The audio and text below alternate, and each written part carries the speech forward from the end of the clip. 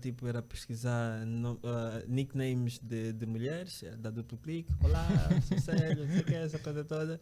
E tipo, ela atendeu fixe, estavam a conversar bem. O foi era pedir o e-mail dela. Mas eu entro para fazer construção civil.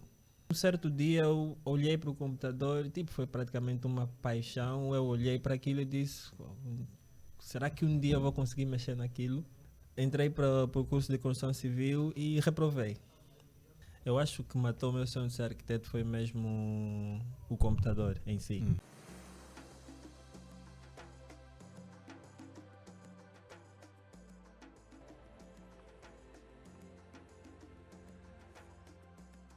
O episódio de hoje nós temos algo mesmo muito bem interessante. Eu comecei a fazer pesquisas básicas, né, para nosso convidado, mas depois me encontrei a fazer pesquisas de 3 horas, né, para poder entender, porque uma pergunta levava a outra. Tá a Vimos que já tinha podcast, já começou a desenvolver aplicativos há muito tempo, em 2013, que nem se falava de aplicativos assim em Angola. Baixei 2 dos aplicativos que há pouco tempo estávamos a falar do cemitério dele. Encontrei morto, né? Encontrei um... Estavam mortos os aplicativos, mas, tipo, a ideia ou a lógica do algoritmo estava lá, mas o que mais me fazia confusão era mais o design do próprio aplicativo. Depois eu começava a entender que não... Faz lembrar o quê? Sócia. mas também é quase a mesma coisa e acho que a maneira que começaram, a maneira que o nosso convidado começou a elaborar seus projetos, né, deu a entender que ele é mais programador do tipo lógico, mas não do tipo aquele UI UX. Ou talvez as tecnologias que ele usava na época não dava assim uma abertura o suficiente para ele poder fazer o seu UI. Então encontrei... Em 2011 também não se falava muito de UI UX, nem acho Ele que falava tinha de distinção. aplicativo. Eu nem sei qual era a visão ou o sonho dele nos aplicativos em 2011. Era mais sites, porque o Facebook estava naquela... Acho que foi em 2009 até 2011 era mais sites do que aplicativos. Então, o nosso convidado é um engenheiro informático, criador da primeira iniciativa de pagamentos online em Angola, né? O Kwanza Online, vencedor do African Android Challenge em 2014. É algo da Google. É a primeira vez que eu vejo que tivemos um vencedor daqui local. Mas nas minhas pesquisas também vi que ele não foi buscar o prêmio. O prêmio ele encontrou aqui. Well done. Quer dizer que ele talvez já teria trabalhado na Google, né? Continuando. Se fosse buscar o troféu. Ele, nesse challenge do African Android Challenge, ele venceu com o aplicativo Sendout. Né? Também, recentemente, com a Talk Media, venceu o Angola Startup Summit com o aplicativo TalkPlay. Seja muito bem-vindo, Célio Elisandro Mariano Garcia. Vocês dão por mocia. Melhor introdução de sempre. Não vou discordar. E olha que a introdução nós reduzimos o máximo possível porque é mesmo grande. Porque, conforme eu disse, eu me encontrei em 3 horas de investigação e eu podia adicionar aqui muita coisa, como já teve o podcast, né? Deixou o podcast, no podcast até que eu tinha, eu achei um pouco mais livre, porque era uma edição muito estranha, muito diferente do que são os podcasts hoje.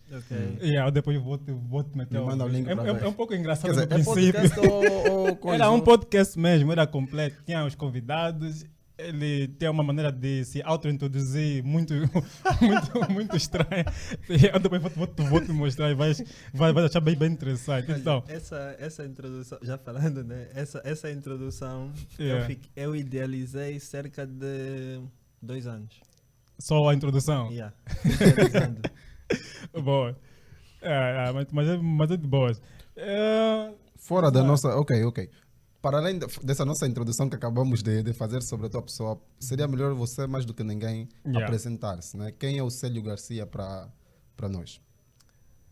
Toda vez que me fazem essa pergunta, para mim é difícil responder, né? Mas... Nós consideramos a pergunta mais difícil do mundo. Porque às vezes a pessoa tem a tendência, tipo, ok, vou começar a falar, será que não vou parecer presunçoso demais?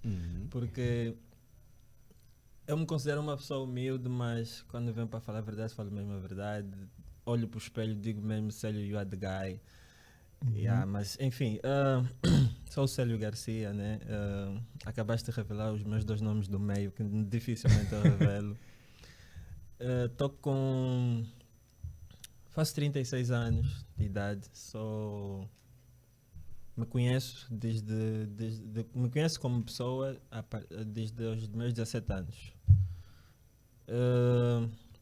Vivi no Prenda, fiz o ensino de base todo ele na Manhanga, comecei no Prédio do Livro, depois fui parar no Mútuo Jaquevela, do Mútuo Jaquevela fui para o Aldalara, o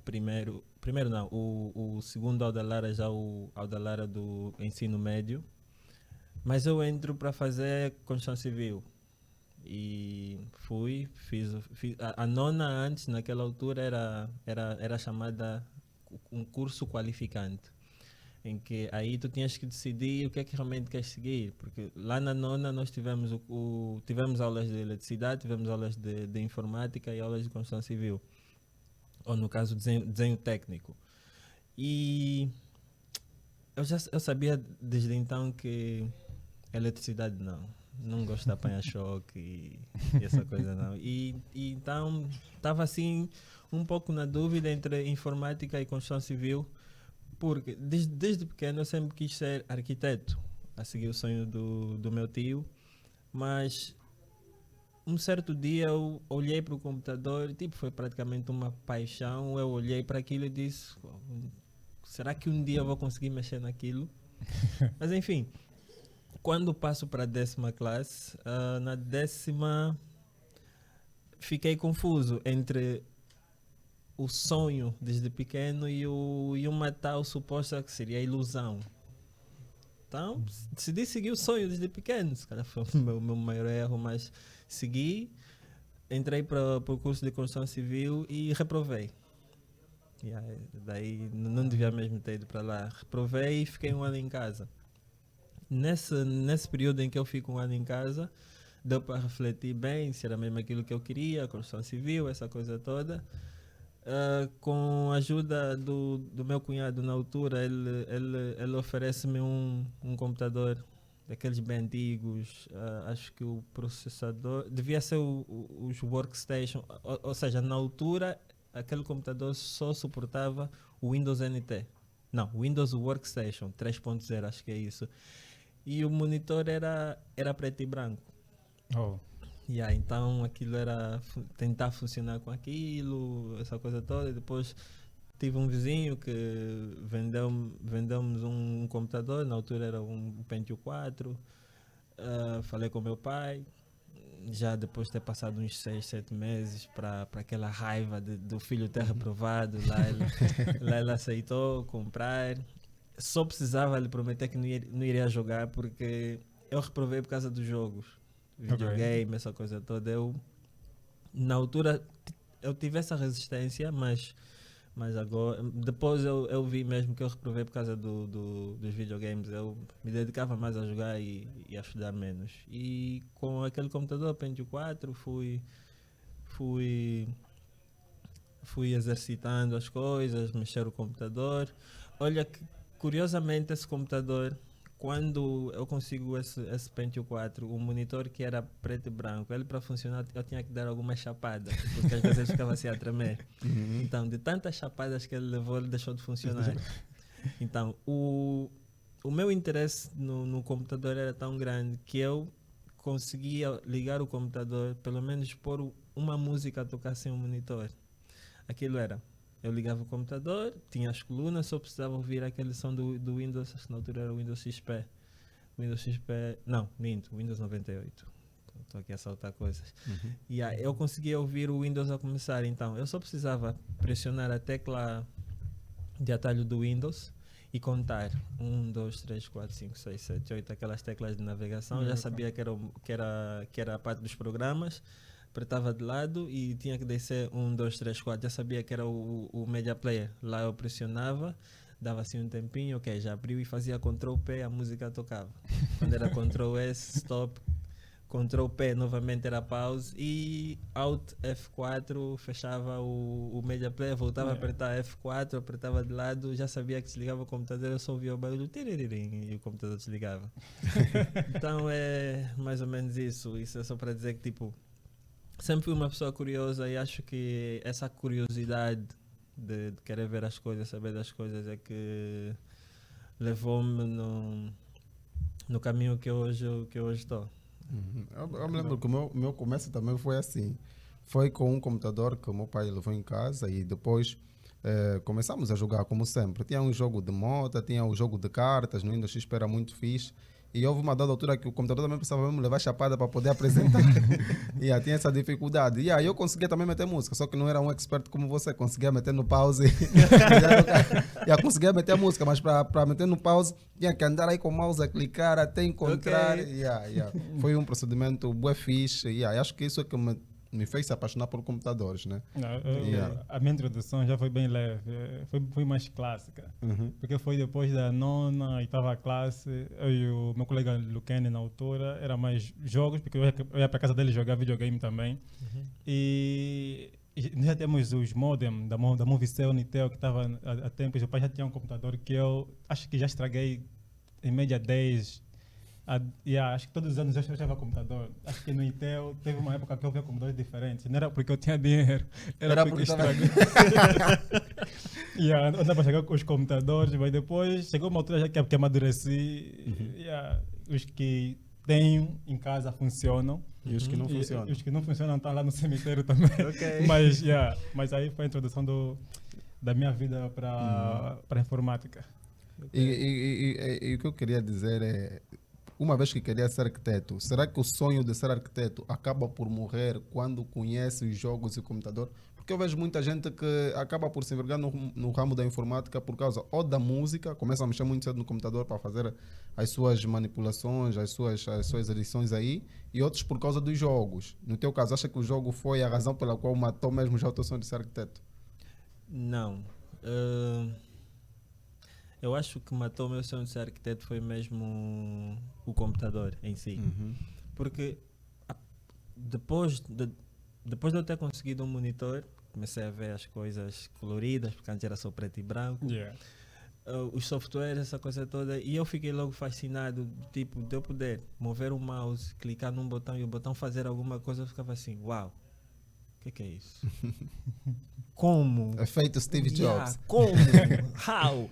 Como é que isso? E tipo, eu fui sempre na curiosidade. E o vizinho que me vendeu, ele na altura ele fazia informática. E tipo, como foi ele que me vendeu o computador, então ele era o meu Google.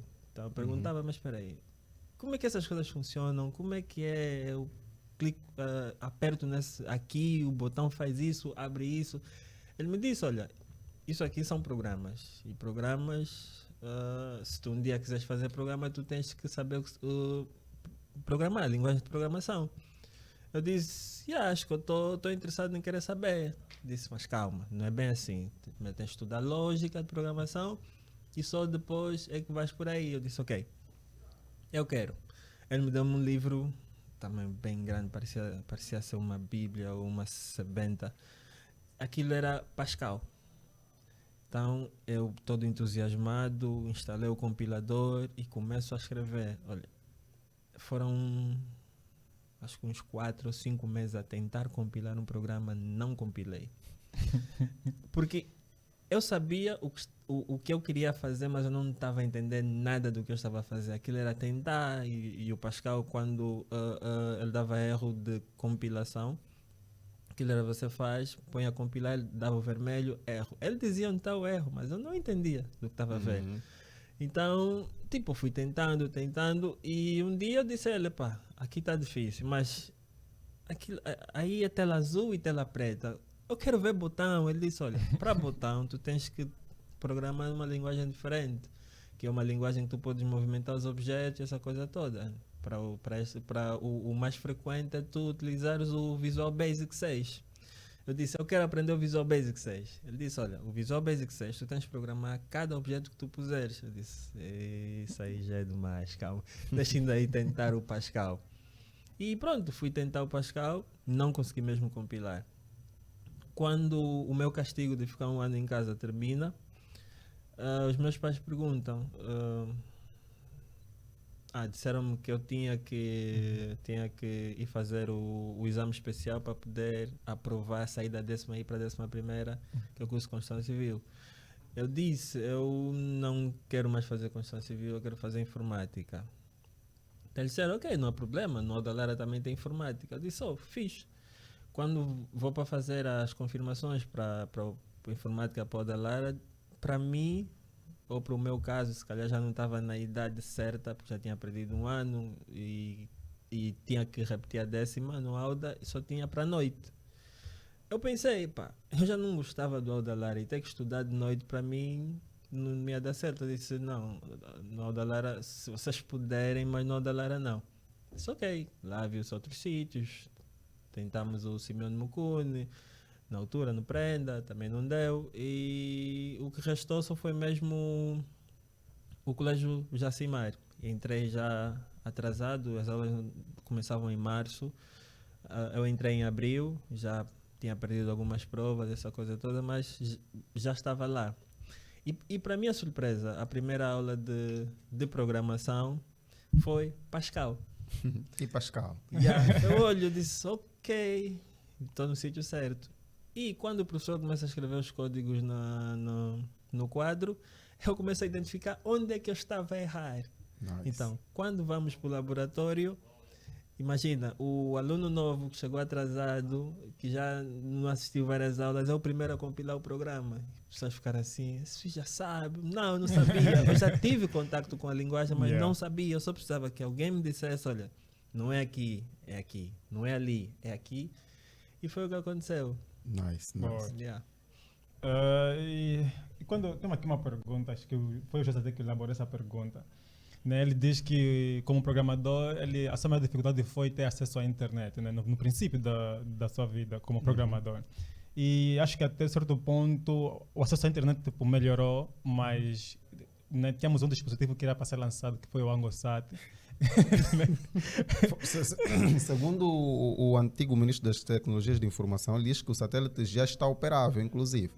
Infelizmente, eu não estou a sentir nada, mas já está operável. Sim, porque tem aquela de usuários normais, né? Eu acho que já não nos coloco como usuários normais em termos de internet, em termos de acesso a certos portais na internet, a certas secções. E como é que esse assunto de internet, né, chegou a ser, digamos, um problema, né? Sendo um programador que programava em Pascal e depois ter que compilar certos programas, e como é que fazia a internet naquele tempo? E só para termos a certeza, estamos a falar de 2000 e quanto? O meu primeiro contacto, 2003. 2003, Muito 2003, tempo. Muito tempo. Eu nem sabia que em 2003 havia programação em Angola. 2003 eu estava a tentar compilar e 2004 é que eu consegui realmente compilar com a ajuda dos professores, essa coisa toda. Como é que eu fazia na altura? Naquela altura era muito frequente nós termos um telefone fixo. Então, eu só precisava ter uma conta válida de internet, que mais uma vez o meu vizinho deu-me uma lista de várias contas, que eu só tinha que ir testando as contas e ver se dá. Porque são contas também que outras pessoas utilizavam, porque imagina, se alguém tiver utilizado, tu não consegues utilizar. Do que é que eu estou a falar? Eu estou a falar de internet de escada. Aquilo é eu pegar o fixo de casa, tirar aquele cabo, o Ethernet. Nem Ethernet. Para a internet? Aquilo era RJ45, não. RJ45 é aquilo era, não sei se é RJ15, já não dou redes há um tempo, mas pronto. Era o mais pequeno. Então era pegar aquilo e conectar ao modem no computador e meter a conta, a password, e ele ficava a discar. E entrava, estamos a falar que a internet com velocidade de 56 kilobits por segundo. Então, o que estava para fazer? Ir ao Google. O Google era mais leve do que agora. Na verdade, havia uma competição entre o Google e o Alta Vista. E e na altura o Alta Vista estava em alta. Então tínhamos o Alta Vista, tínhamos o Google e tínhamos o Yahoo. Então o que é que fazíamos? Pesquisávamos no Alta Vista, que era a primeira opção, e vemos os resultados. Podiam ser satisfatórios ou não.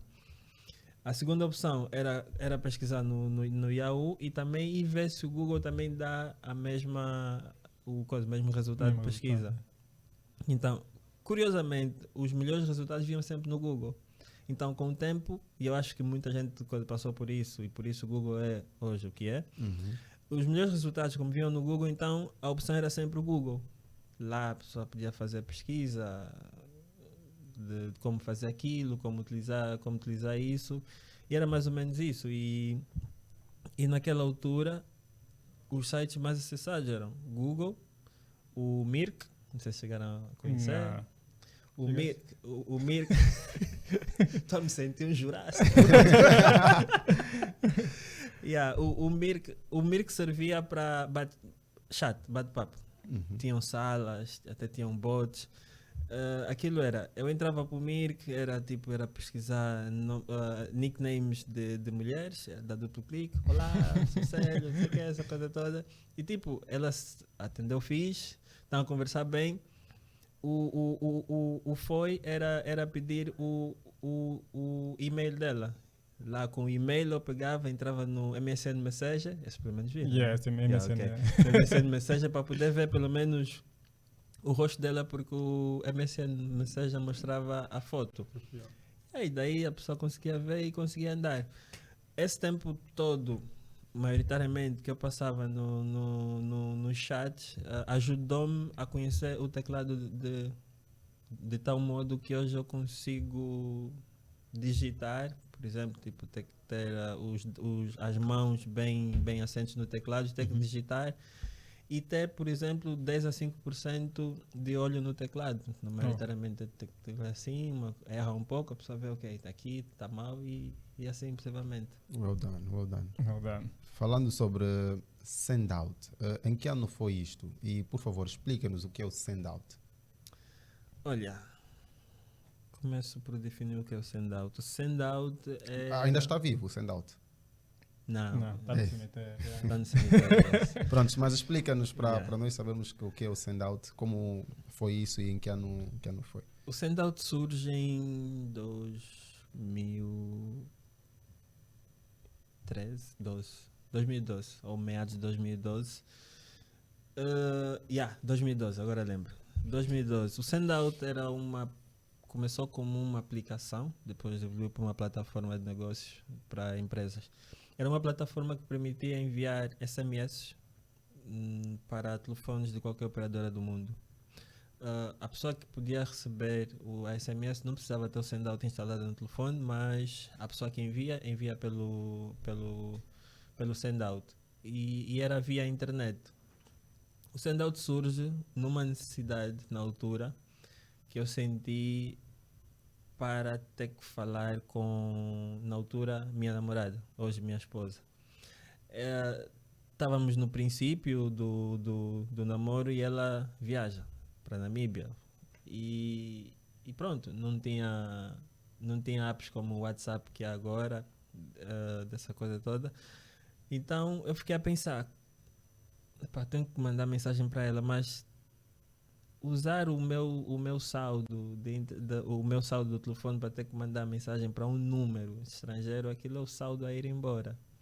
Então eu fiquei a pensar, tem que arranjar uma forma de enviar uma mensagem para ela que não me gaste o saldo. Fui para a internet, pesquisei como enviar SMS para algumas pessoas, para telefones, essa coisa toda, e eu encontrei um site que me possibilitava enviar pelo menos até 5 mensagens por dia. Só precisava de introduzir o número e enviar. Eu fiz o teste, ela recebe e responde no meu telefone. Eu disse, ok, isso é boa. Fui utilizando. Mais tarde, eu pensei, mas espera aí, e se isso estivesse no telefone? Porque no PC, ok, não dá muito jeito, se calhar podia ser no telefone. Então eu comecei a pensar, ok, e se transformasse esse site numa app? Seria fantástico. A primeira coisa que eu fiz foi pesquisar se já existe uma aplicação desse jeito.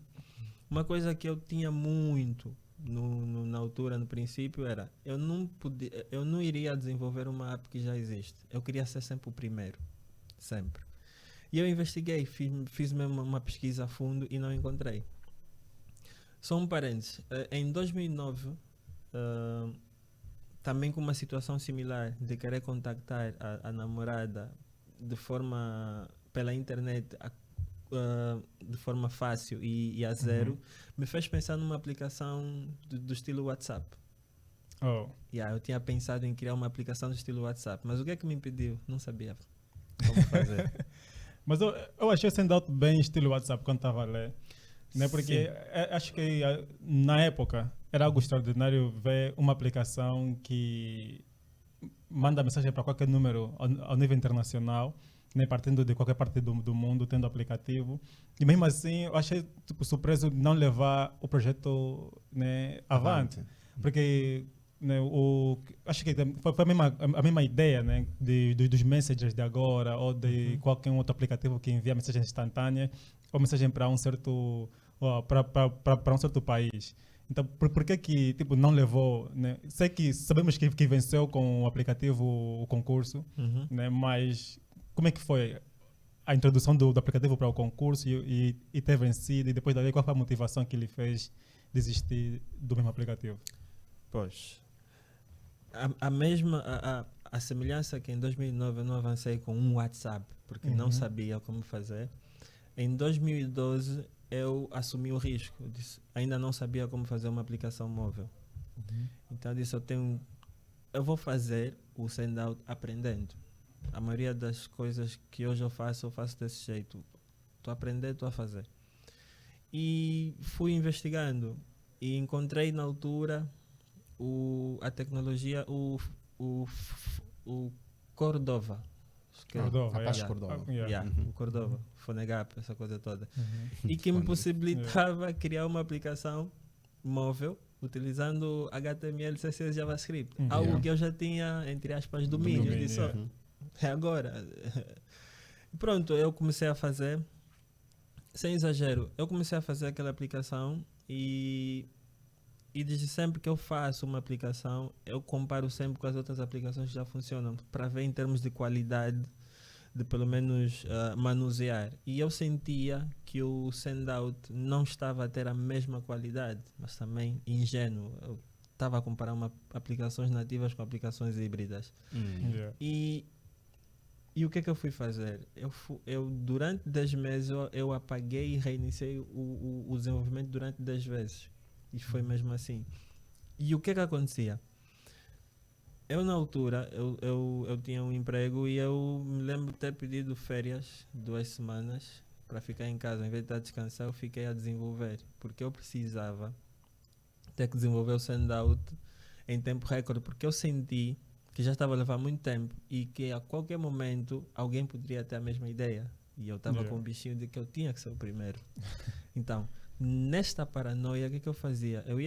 Eu ficava a programar durante o dia todo, até às 5 da manhã, dormia até às 7 da manhã e acordava e voltava a fazer 5 da manhã, 7 da manhã, acordava, 5 da manhã, 7 da manhã. Hoje, nem às 22 consigo ficar acordado.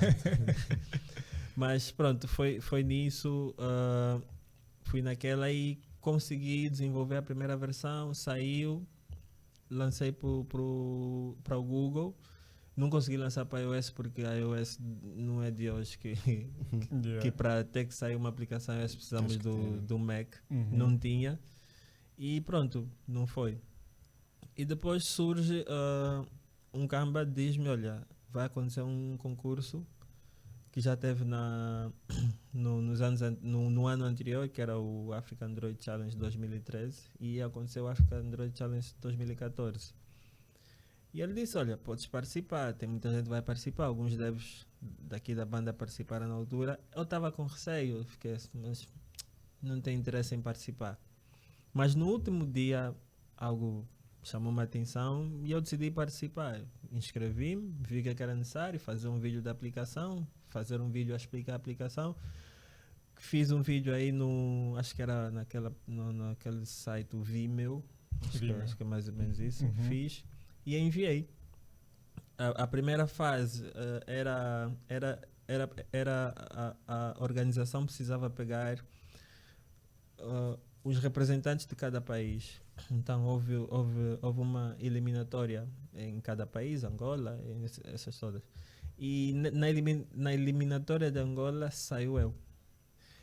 O meu camba que informou-me sobre isso, ele fazia parte da organização a nível de Angola. Acho que na altura era o GDG Luanda, o GDG Google, acho que é mais ou menos isso. Ainda temos assim. Ele diz-me, olha, venceste a categoria local, regional. Disse, fiz. E agora vais para a categoria do coisa. Global, que eram os continentes, outros países. Ele disse, pá, aguenta aí. Eu disse, tá fixe. Lembro-me que na altura recebi alguns e-mails a perguntar mais sobre a aplicação, o que é que ela faz, o que é que ela não faz. Eu respondi, o pessoal da organização de lá. Eles disseram, ok, está fixe, está tudo bem, estou satisfeito pelo que eu vi. E uma semana depois, esse meu cama de organização manda uma mensagem a dizer, parabéns, disse, no meu aniversário, parabéns.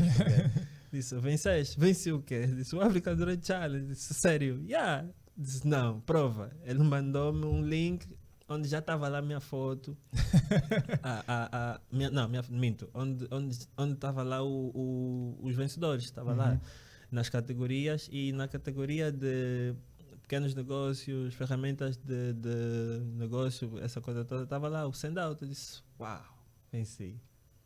Depois começaram a aparecer as fotos, eles fizeram algumas fotos, tinha que enviar para lá, enviaram. Na altura eles fizeram no site do Africa Android Challenge, puseram lá o meu rosto, estava uma coisa boa de ser. Procura-se. Estava lá, essa coisa toda, e quando eles mandam os primeiros prémios, que foi foram dois smartphones e um tablet. Qual marca? Os smartphones? Na altura. Era que...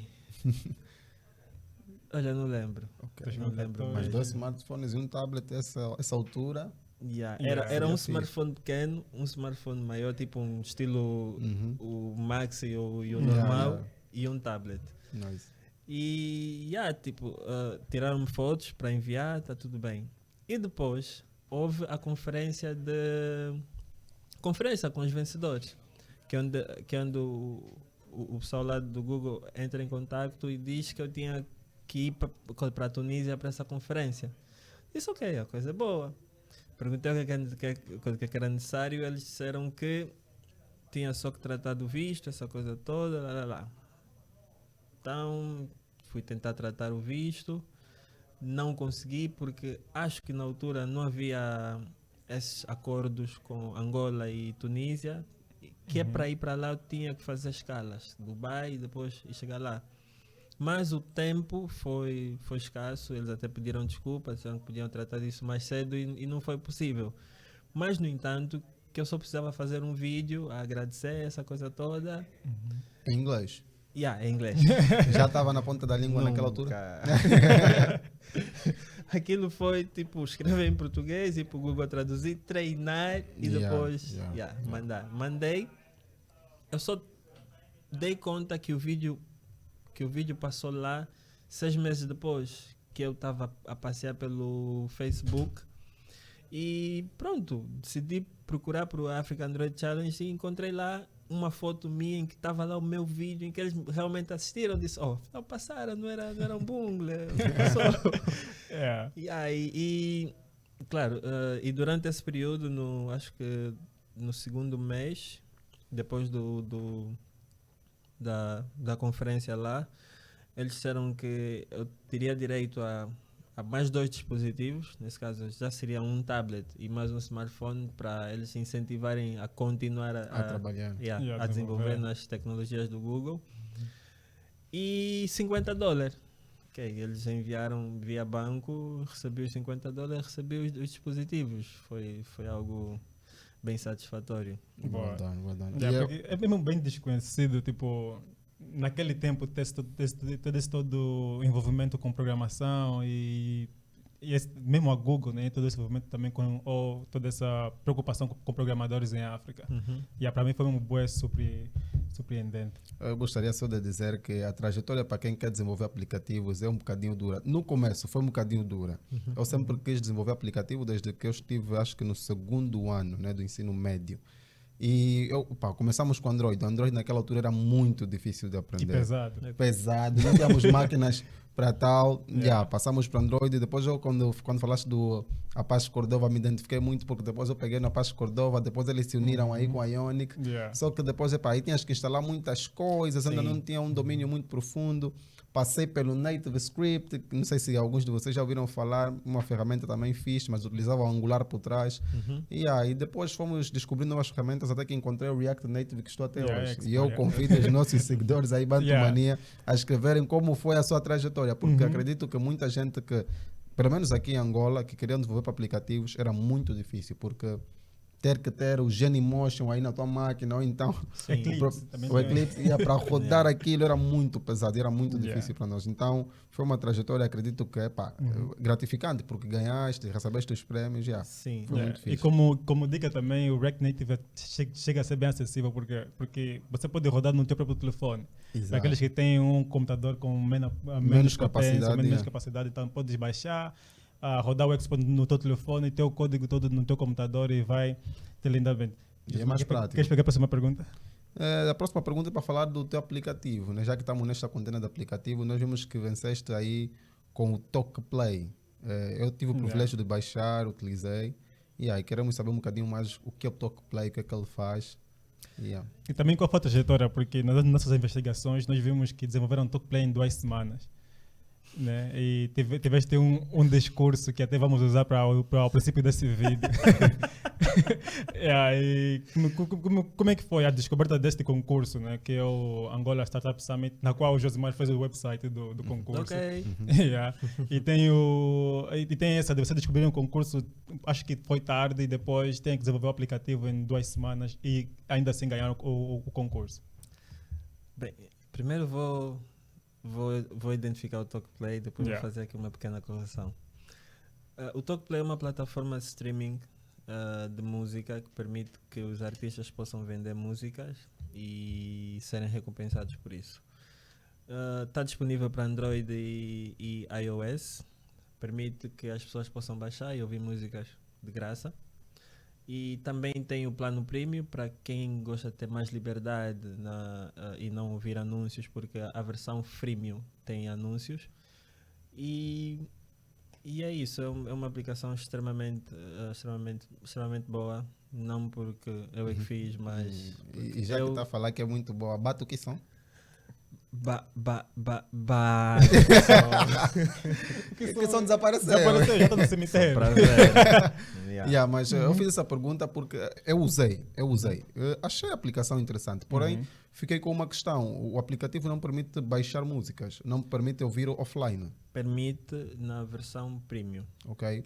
Uma das coisas que nós iremos fazer, e porque nós estaremos, isso já avançando, se calhar podemos falar mais à frente, e como estaremos no Web Summit a representar um dos representantes da Angola, nós iremos dar, pelo menos até 31 de dezembro, prémio a todos os utilizadores. Então aí vai poder ver como é possível baixar músicas para ouvir offline mesmo na aplicação. E fazendo uma pequena correção, no Angola Startup Summit, nós não vencemos com o TalkPlay. Okay. Nós participamos na feira, nós tivemos como é que se diz? A nossa bancada estava lá representada com o TalkPlay. Só tiveram a expor expomos o TalkPlay, mas dentro do Angola Startup Summit havia 3 concursos, 3 challenges. E o MAP Challenge, o do ministro, o do governador Challenge e do BCI. Dos 3 desafios, nós nos identificamos melhor com o do ministro, porque pedia para fazer uma plataforma que possibilitasse os clientes de restaurante poderem ler o menu a partir do seu telefone e fazer o dine-in, ou seja, o pedido diretamente para a aplicação, para a cozinha ou para ou para o garçom e ainda fazer o pagamento todo lá. Ok. Tipo, evitando aquele stress que normalmente acontece, que é o garçom a vir com a conta, o garçom nos atender, Depois, pronto. aquele procedimento muito chato. Muito Às chato. vezes ainda o garçom erra no pedido, Exatamente. tem que Ok. voltar. Yeah. Então a aplicação foi uma ideia fixe. Então foi uma aplicação de, digamos, acho que vou chamar de demo, né? Para 2 semanas. Sim. Que em 2 semanas conseguiram. Sim, nós, quando eu identifiquei que a aplicação era essa, olhei, eu disse, Vamos. isso sai. Movimentei a equipa, falei com o meu sócio, eu disse, olha, acredita em mim, 95% de chance de nós vencermos isso. E olha que nós não entramos, fomos para esse concurso pelos 10 milhões de kwanzas. Nós vimos, 10 milhões vai nos dar um bom avanço, vamos buscar essa massa. Ele perguntou, Célio, garantes que nós vamos vencer? Eu disse, pai, vamos vencer esse mambo. Nós avançamos. Olha, nessa altura das 2 semanas, eu estava na África do Sul a tratar algumas questões pessoais e, tipo, acho que desde que nós abrimos os escritórios da Toque Média foi a primeira vez que eu estive distante.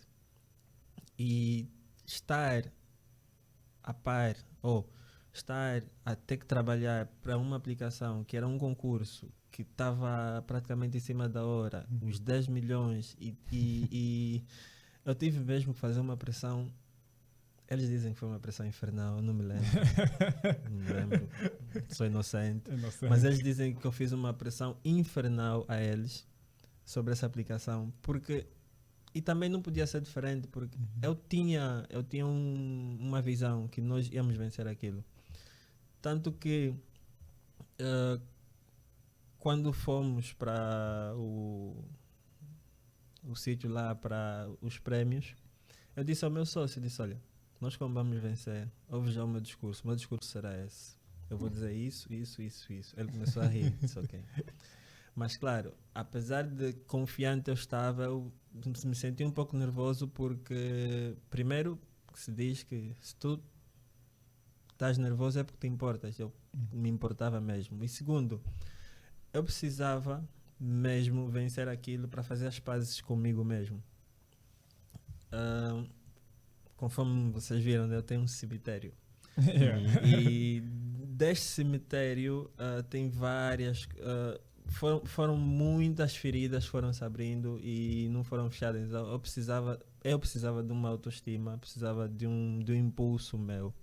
Porque eu cheguei até a dizer, depois de nós termos vencido, eu disse, olha, se nós perdêssemos eu ia entrar em depressão e isso não seria bom. E a terceira parte, a mais importante, é a pressão que eu fiz para a equipa. Eu dei garantia que nós iríamos vencer.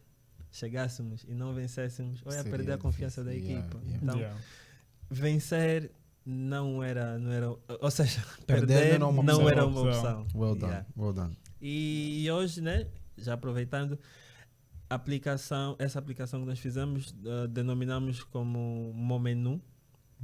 E hoje mesmo, depois daqui, nós iremos para o restaurante Petisco da Casa, nós fazer o primeiro piloto da aplicação. Onde é que é o restaurante? Fica no Miramar. Se fosse mais próximo, talvez seguia. Olha, iriam ver o quão fantástica está a aplicação. Tu pegares o teu telefone, ler o QR Code, ver o menu todo, escolher, meter no carrinho, enviar e pagar. Tá uma coisa pagamento doida. Instantâneo também? Pagamento instantâneo. Atualmente, ou seja, para o piloto de hoje, nós só implementamos o Multicaixa Express. Então, com o Multicaixa Express, vais poder fazer os pagamentos. Mas no futuro, mais tarde, não no futuro bem mais próximo, temos outros métodos por aí. Good. Quanto a fazer aplicativos, de certeza que encontra algumas barreiras, no caso. Quais são as barreiras, no caso? Não importa se é a nível nacional ou internacional, mas quais são as dificuldades que geralmente tem encontrado ao desenvolver as suas aplicações, seja com o teu time, sozinho? Quais são essas dificuldades? E como você tem superado para que as outras pessoas que estão a vir aí, a nova geração de programadores, também possam superá-las? Olha, eu tenho não sei se vou chamar de mania, mas eu digo que programar é fácil. E Se eu pudesse fazer com os olhos fechados, faria. Porque é mesmo fácil. Sozinho eu não encontro barreiras para desenvolver.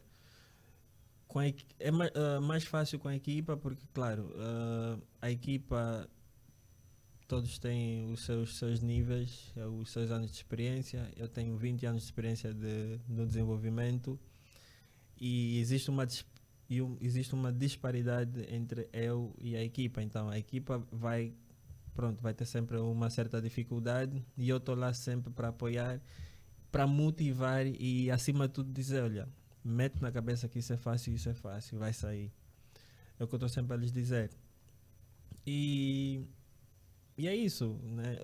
Se calhar porque eu tenho a lógica de programação bem acentuada, eu devo ter seguido aquilo que chamam, fiz o trabalho de casa, que é aprender lógica, um raciocínio lógico, perceber que as coisas são feitas de 1, 2, 3, 4 e não 1, 4, 6, porque são etapas a seguir e quando nós saltamos as etapas porque temos pressa de começar a desenvolver, nós tropeçamos.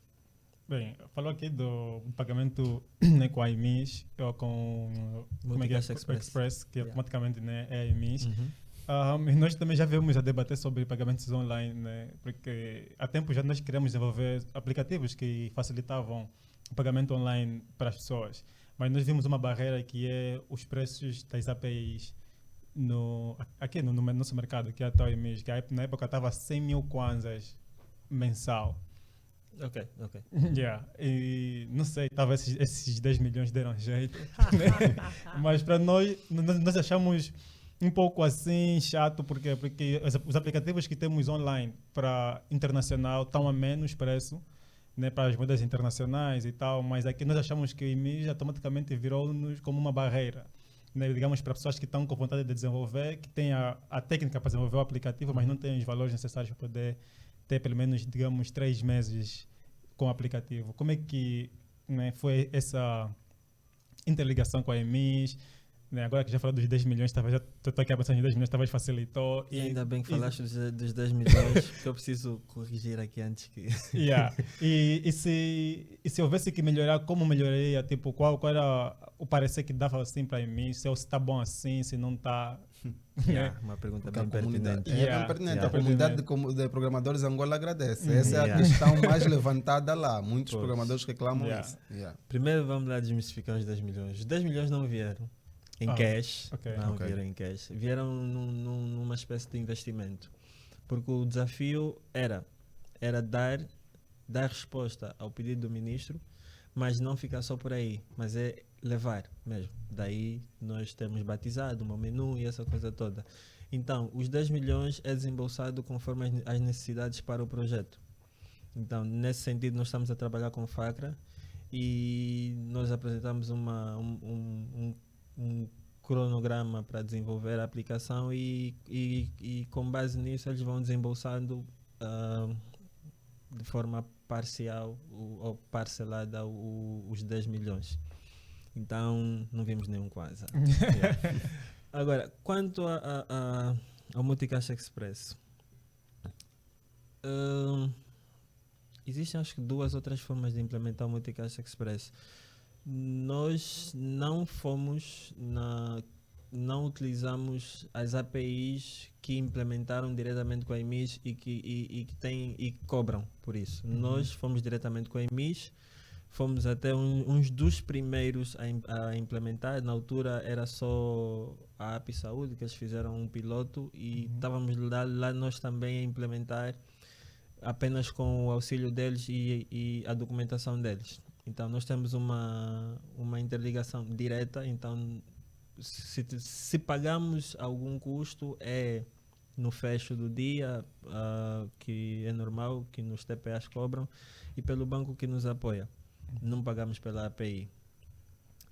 O que é que eu melhoraria no Multicaixa Express? E eu tenho reclamado isso quase todos os dias, em conversas também com a equipa. Se fosse eu, o que eu faria? Eu desenvolveria um SDK em que eu poderia incorporar na minha aplicação.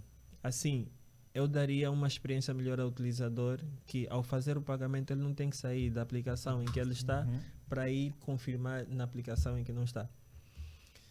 Já houve rebates dizer, não, questão de segurança, mas a verdade é que, ok, vem a PayPal. A PayPal faz isso. Será que a PayPal não tem segurança? Olha que a PayPal incorpora Visa, Mastercard e outros.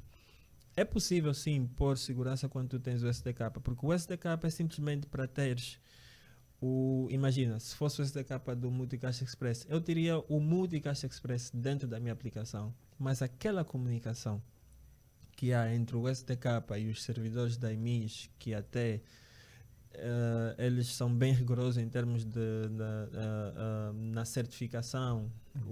Eles têm um certificado que está lá associado ao nosso domínio e tudo isso mais, cobre a segurança. Claro, a segurança nunca é 100%, mas existe aí uma segurança pelo menos para dificultar com que os mal intencionados possam conseguir fazer aquilo rápido. Daí nós criamos aplicações que tem palavra passe, no nome do utilizador e palavra passe, pelo menos nós dificultamos a partir daí para que esse mini hacker que normalmente chamamos de lamer, os lamers acham que são hackers, não vão ter coisa, querer fazer um SQL inject e coisa, tentar entrar aí.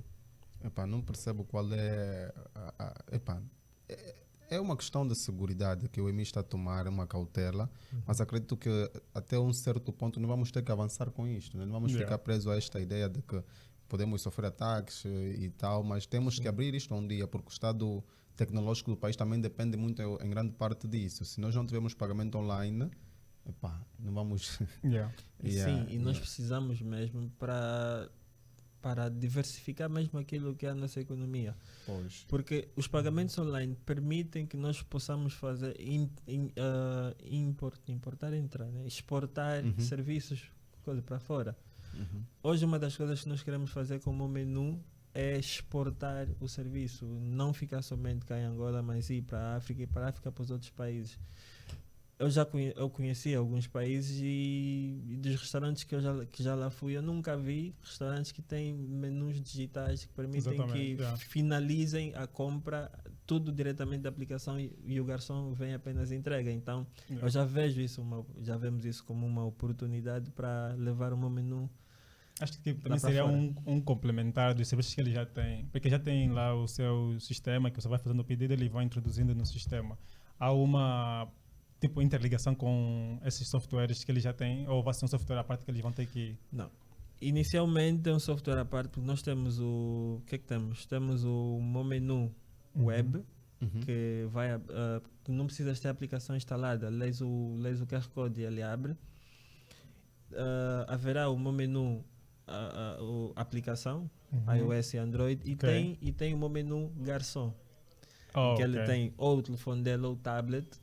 Ele recebe os pedidos, a semelhança do que ele já faz agora, que ele chega com um papelzinho e escreve, vai ser diferente. Ele recebe diretamente do telefone dele ou do tablet e vai passando. O pagamento não é redirecionado, no caso, como acontece em muitos casos quando implementamos a API do EMIS, ele tende a gerar uma referência que o usuário ainda tem que pagar e por aí vai. Neste caso não é mesmo tudo feito dentro da aplicação.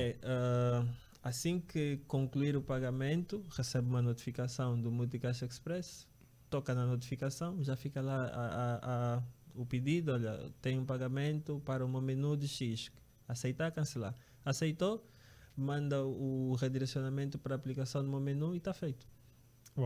E no Talkplay, como é que o Talkplay vê as músicas, ou como é que ele coleta as músicas? Porque nós sabemos que temos os direitos de autores, né? Porque nós estamos agora também a desenvolver um projeto na qual vamos pegar também direitos de autores, né, de algumas artes, não, digo de alguns artigos que já existem, né? E como é que a Talkplay faz para proteger os músicos, os artistas, quanto à autoria, ao copyright? Ok. Nós, no princípio, quando começamos com o Talkplay, não tínhamos esse conhecimento. Tanto que, se nós lançássemos a primeira versão, que em 2019 decidimos não lançar, iríamos ter esses problemas. Graças a esse atraso, nós nos deparamos com uma SADIA, que é a Sociedade Angolana de Direitos de Autor, renovada, em que nos confrontou a solicitar exatamente a autorização, a saber que vocês têm autorização para usar as músicas, tudo isso. Nós, como queremos fazer as coisas bem, entramos em contato com eles a perguntar o que é necessário. Eles explicaram e nós hoje somos, vou dizer, certificados pela SADIA para poder operar como uma plataforma de streaming para pagar os direitos de autor. Porque uma coisa é pagar os direitos de autor, outra coisa é pagar os artistas com o que eles fazem com as músicas. Boa, Yeah. bem explicado. Eu tenho agora aqui alguma outra pergunta, né? Tem aqui um projeto que foi o que eu baixei, o dicionário Angola Yeto, né?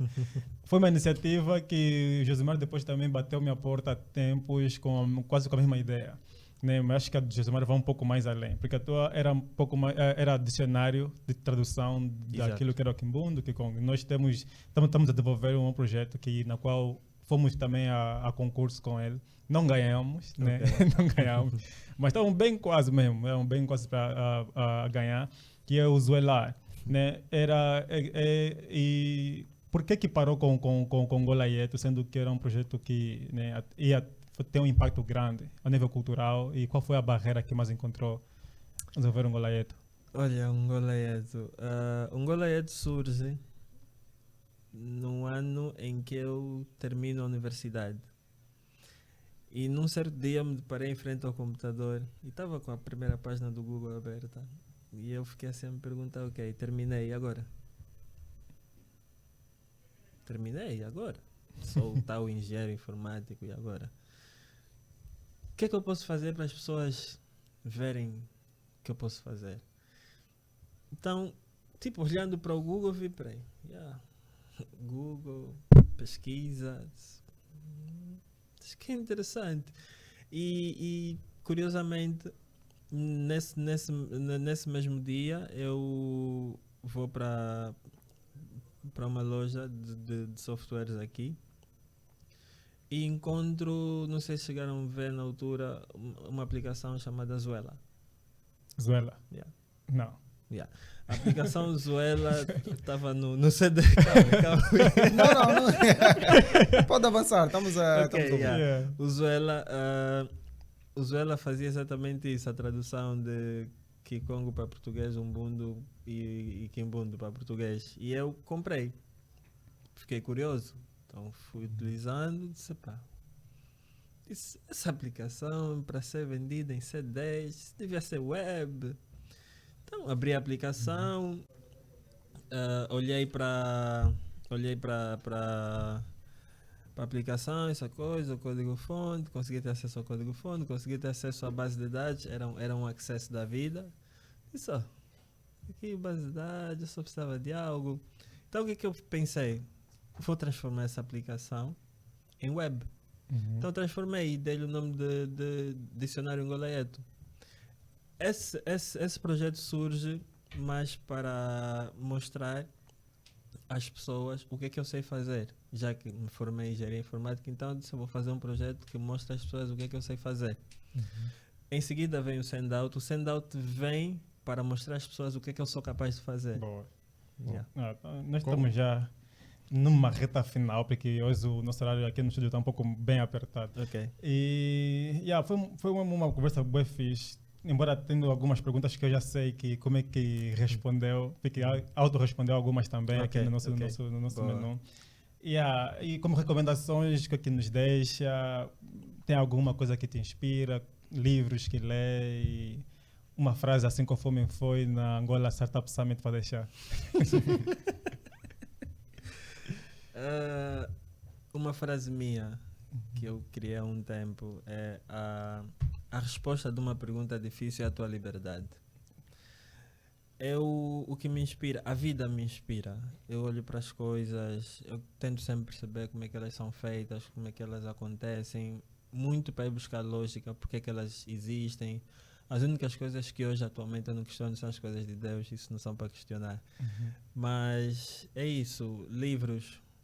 não sou muito ligado à leitura. Se eu tiver que ler é porque estou a trabalhar num projeto, porque eu não entro num projeto às cegas, eu estudo o projeto a fundo, para depois eu ter propriedade para ter que não só desenvolver mais ainda e ainda defender mais ainda sobre o projeto. Boa. Então, pessoal, essa foi a nossa conversa, né, com o nosso programador de elite do país, Célio Garcia. Então, não se de subscrever. Acho que vamos ter mais uma segunda entrevista com Célio Garcia, porque tem outro muitos sector. pontos aqui. Muitos pontos que nós queremos meter em questão. Então é isso, Josimar. Meu nome é Barry Allen e eu sou o homem mais rápido do mundo, né?